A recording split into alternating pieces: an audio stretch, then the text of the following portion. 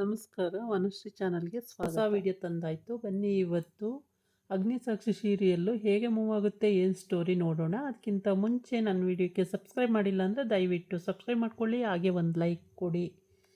ಸಾಕ್ಷಿ ಮತ್ತು ಅಗ್ನಿ ಇಬ್ಬರೂ ಮೀಟಿಂಗ್ ಮುಗಿಸ್ಕೊಂಡು ಅವ್ರನ್ನ ಕಳಿಸ್ಬಿಟ್ಟು ವಾಪಸ್ ಇವ್ರ ಮನೆಗೆ ಬರಬೇಕು.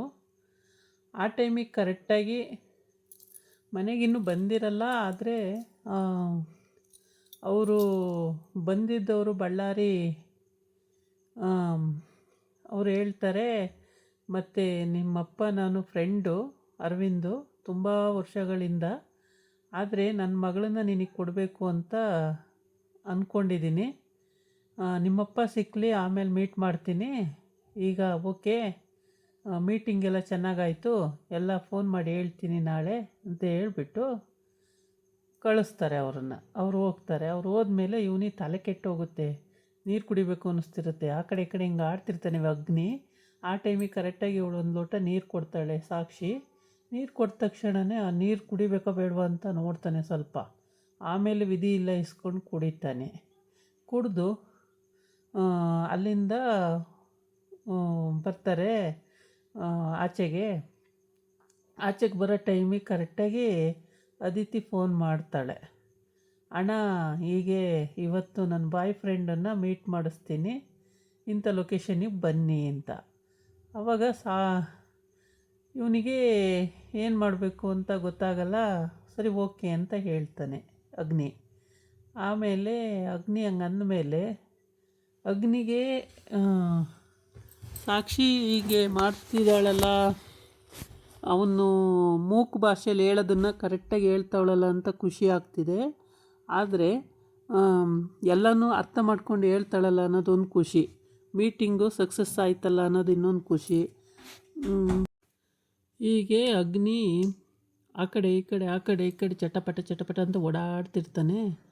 ಆಮೇಲೆ ಸರಿ ಆಯಿತು, ನಾನು ಒಳ್ಳೇದು ಮಾಡೋಕ್ಕೋದ್ರೂ ನನಗೆ ಬೈತಾರೆ ಅಂದ್ಕೊಂಡು ಅವಳು ಜೋರು ಮಾಡಿಬಿಟ್ಟು ನೀರು ಕೊಟ್ಟರೆ ಇವ್ರಿಗೆ ಎಷ್ಟು ಇದು ಮಾಡ್ತಾರೆ ನೋಡು ಅಂತೇಳಿ ಅವಳು ಆಚೆಗೆ ಹೋಗ್ಬಿಡ್ತಾಳೆ.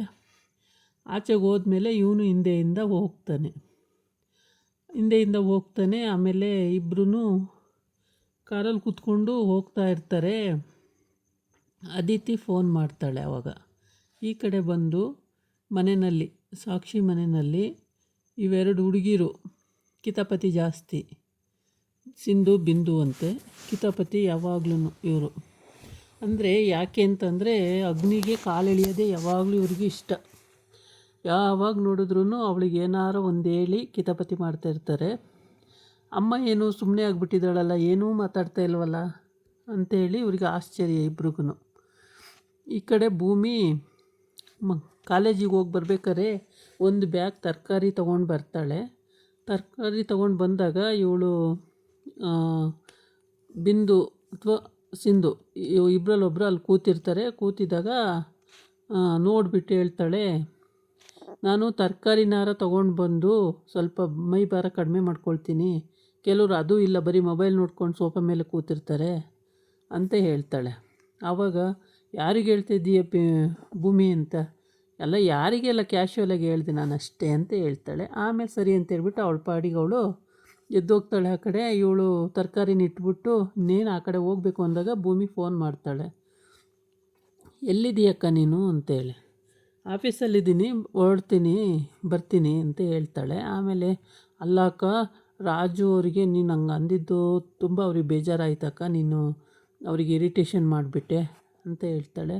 ಇಲ್ಲಪ್ಪ ನಾನೇನು ಮಾಡಲಿಲ್ಲ, ಅವ್ರು ದಿನಾನು ನನ್ನನ್ನು ಆ ಥರ ಕೇಳೋ ಬದಲು ಅದಕ್ಕೆ ನಾನು ಡೈರೆಕ್ಟಾಗಿ ಹೇಳ್ಬಿಟ್ಟೆ, ಸರಿಯಾಗಲ್ಲ, ನಮ್ಮದು ಇನ್ನೂ ಅಚೀವ್ ಮಾಡೋದು ತುಂಬ ಇದೆ, ನಾನು ಇವಾಗಲೇ ಅದಕ್ಕೆಲ್ಲ ರೆಡಿ ಇಲ್ಲ ಅಂತ ಹೇಳ್ತಾಳೆ.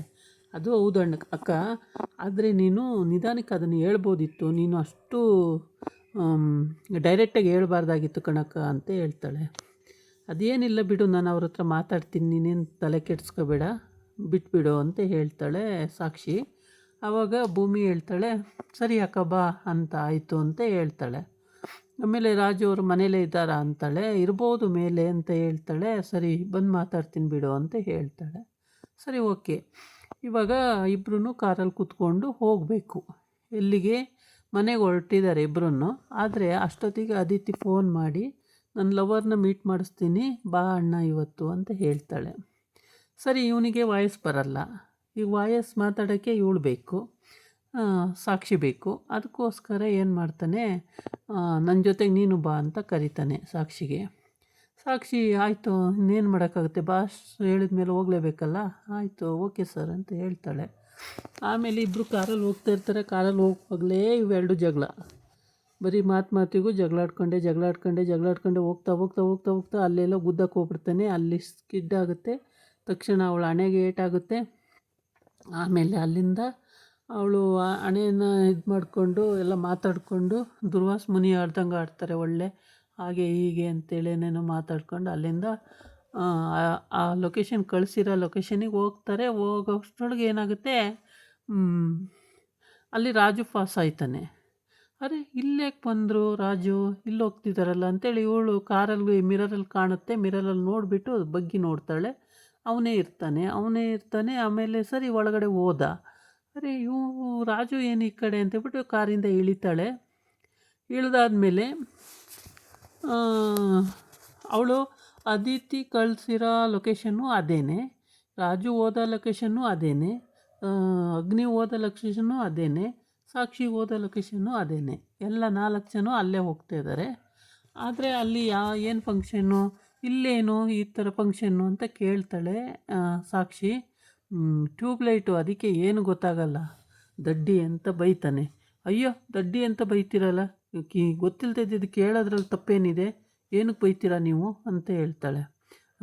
ತಲೆ ಚಿಟ್ಟಿಡಿಸ್ತೀಯೋ ಅಂತ ಮತ್ತೆ ಅಂತಾನೆ. ಸರಿ ಬನ್ನಿ ಅಂತ ಹೇಳ್ಬಿಟ್ಟು ಹೋಗ್ತಾರೆ. ಆವಾಗ ಇವಳಿಗೆ ಆಶ್ಚರ್ಯ ಆಗುತ್ತೆ, ರಾಜುಗೆ ಇಲ್ಲೇನು ಕೆಲಸ ಇದೆ, ರಾಜು ಯಾಕೆ ಇಲ್ಲಿ ಬಂದರು ಅಂತೇಳಿ ಆಶ್ಚರ್ಯವಾಗಿ ಅವನ್ನ ಹಿಂಬಾಲಿಸ್ಕೊಂಡೇ ಹೋಗ್ತಾ ಇದ್ದಾಳೆ. ಆದರೆ ಅವನಿನ್ನೂ ಸಿಕ್ಕಿಲ್ಲ. ಇವಳು ಇನ್ನೂ ಮುಂದೆ ಹೋಗಿಲ್ಲ, ಅವನು ಇನ್ನೂ ಸಿಕ್ಕಿಲ್ಲ. ಸಿಕ್ಕಿದ್ರೆ ಇವತ್ತು ವಿಷಯ ಏನು ಅಂತ ಗೊತ್ತಾಗುತ್ತೆ.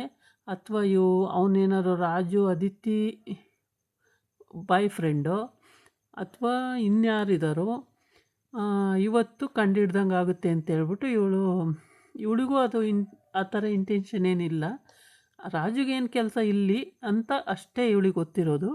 ಆದರೆ ಅದಿತಿ ಬಾಯ್ ಫ್ರೆಂಡ್ ಇಲ್ಲಿ ಬರ್ತಾನೆ ಅಂದರೆ ಅವನ್ನ ಮೀಟ್ ಮಾಡ್ಕೊಂಡೇ ಹೋಗೋಣ ಅಂಥೇಳಿ ಅಗ್ನಿ ಸಾಕ್ಷಿ ಇಬ್ಬರು ಬಂದಿದ್ದಾರೆ. ಇನ್ನೂ ಮೀಟ್ ಮಾಡಿಲ್ಲ, ಮಾಡಬೇಕಾದಂಥ ಅನಿವಾರ್ಯ ಬಂದಿದೆ ಇವತ್ತು ನಾನು ಮೀಟ್ ಮಾಡಿಸ್ತೀನಿ ಅಂತ ಕೂಡ ಹೇಳಿದ್ದಾಳೆ.